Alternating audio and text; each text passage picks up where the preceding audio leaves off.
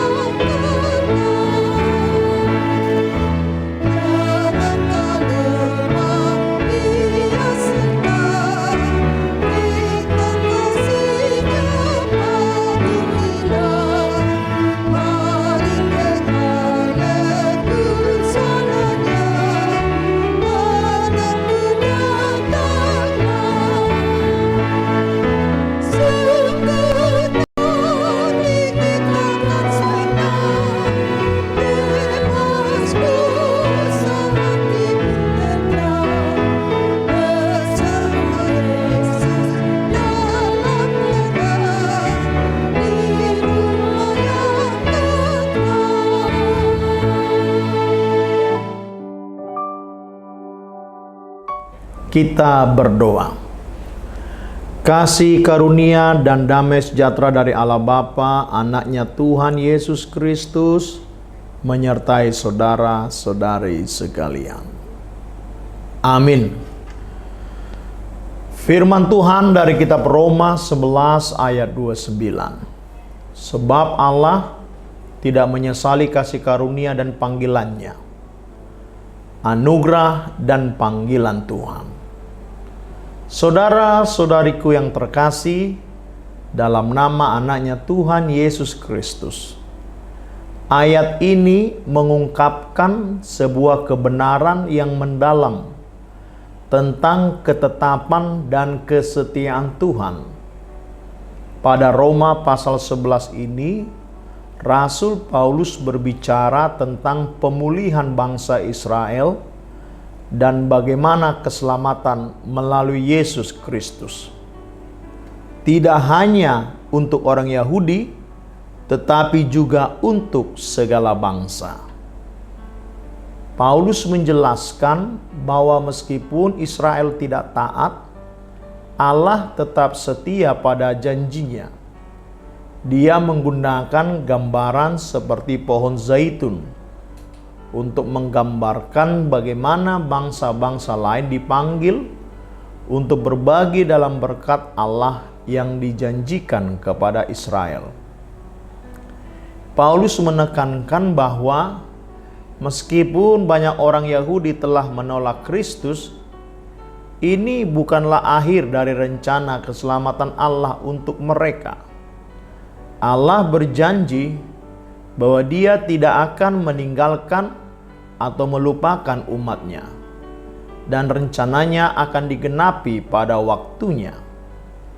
Anugerah pada ayat ini merujuk pada pemberian kasih karunia Allah yang tidak layak. Maksudnya karena mereka berdosa, namun justru mereka terima. Sedangkan panggilan merujuk pada panggilan Allah untuk memasuki hubungan dengannya dan hidup menurut kehendaknya. Anugerah Tuhan adalah hadiah yang diberikan tanpa syarat. Itu bukan sesuatu yang dapat kita peroleh dengan usaha kita sendiri, tetapi karunia yang diberikan oleh Tuhan dengan bebas. Panggilan Tuhan juga tidak terpengaruh oleh keadaan kita atau ketidaksetiaan kita. Ketika Tuhan memanggil kamu, saudara-saudara, saya dan kita semua, sebenarnya Dia sedang memberikan anugerahnya kepada kita. Dia tidak akan menarik kembali apa yang telah Dia berikan. Ini adalah jaminan yang penuh pengharapan bagi kita sebagai orang percaya. Saudara-saudariku, marilah kita pertimbangkan seperti seorang pelaut yang memulai perjalanan jauh di lautan samudra luas. Ketika angin badai datang, ombak bergelombang tinggi, pelaut itu mungkin merasa tidak secure, tidak nyaman, tidak aman, dan meragukan apakah mereka bisa sampai ke tepian, ke tujuan perjalanannya. Namun karena perjalanan sudah dimulai, dan kapal itu memang dirancang untuk menghadapi badai ombak yang terjal, dan menempuh perjalanan sulit tersebut, sang pelaut jadi memiliki keyakinan dengan kompas peta yang dia pegang. Dia mulai percaya bahwa tujuan akhir pelayarannya itu pasti akan tercapai, meskipun di depan ada badai gelombang yang menghalangi merintangi. Meskipun kita mengalami badai dalam hidup ini, kita dapat yakin bahwa anugerah dan panggilan Tuhan tetap berlaku. Tuhan tidak akan mengubah rencananya untuk kita, dan Dia tidak akan menarik kembali kasih dan janjinya. Bahkan ketika kita merasa jauh dari Tuhan atau tidak layak, kasih karunia-Nya tetap ada dan panggilannya tetap berlaku. Apa artinya bagi kita bahwa anugerah dan panggilan Tuhan tidak dapat dicabut? Pertama, ini memberi kita rasa aman dan pengharapan dalam menghadapi tantangan dan kesalahan pribadi kita. Kita menjadi tahu bahwa Tuhan tetap setia dan tidak akan membatalkan janjinya. Ini harus mendorong kita untuk terus maju dalam iman dan hidup sesuai dengan panggilan Tuhan, meskipun kita mungkin mengalami kegagalan dan ketidaksetiaan. Kedua, pengetahuan ini memanggil kita untuk hidup dalam respon yang sesuai terhadap anugerah Tuhan. Jika anugerah dan panggilannya tidak dapat dicabut, maka kita juga dipanggil untuk hidup dengan kesadaran akan panggilan kita dan untuk mempergunakan anugerah yang telah diberikan kepada kita dengan penuh tanggung jawab. Kita harus menjadikan hidup kita sebagai refleksi dari kasih dan panggilan Tuhan yang tidak berubah untuk selamanya. Amin. Kita berdoa. Terima kasih Tuhan atas firman dan berkat yang Kau berikan pada kami di hari yang indah, yang sejuk dan cerah ini. Kami telah mendengarkan sabda firman-Mu yang kudus, bahwa panggilan itu begitu spesial dan anugerah itu telah kami terima dalam kebangkitan Kristus dari kayu salib. Praise the Lord. Terima kasih Tuhan. Kiranya kami menjadi saksi yang menyebarluaskan anugerah Tuhan kepada keluarga, sesama, dan teman seiman. Tuhan, kami juga berdoa untuk jemaat-Mu yang sedang pemulihan atau terbaring sakit. Sembuhkan, jamah, sehingga mereka bisa kembali ke rumah, beribadah, bekerja, atau sekolah seperti biasanya. Kami juga berdoa untuk pelayan-pelayan, para pendeta dan sintua di Resort Tanjung Priuk ini, HKBP Gading Indah, HKBP Persiapan Resort Volker, dan HKBP Tanjung Priuk.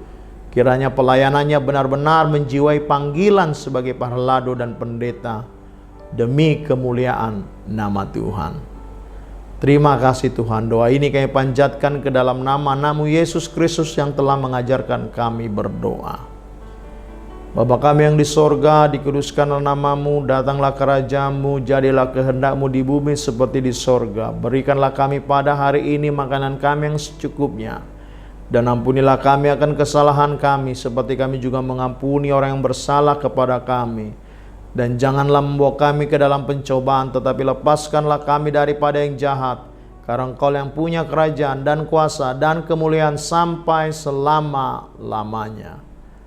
Amin. Anugerah dari Tuhan kita Yesus Kristus, kasih setia dari Allah Bapa, dan persekutuan dengan Roh Kudus menyertai saudara sekalian.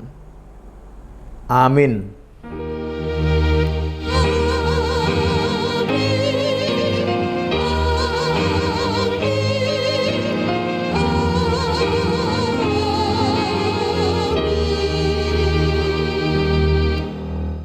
Selamat beraktivitas, Tuhan memberkati.